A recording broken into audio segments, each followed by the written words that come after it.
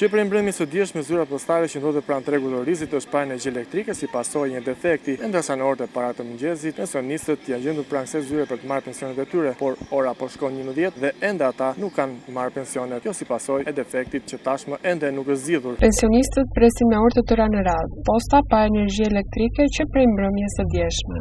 Kaos dhe zemërim sot në mëngjes në postën pranë tregut të Orizit në Vlorë. Dhjetra pensionistë kanë mbetur pa marrë pagesat mujore pasi kjo pikë postare është pa energji elektrike që prej mbrëmjes së dieshme. Kabulli që furnizon postën është prerë nga një firmë që po ndërhyr në rrjetin e ujësjellësit në zonë dhe deri tani nuk është marrë asnjë mas për rikthimin e energjisë.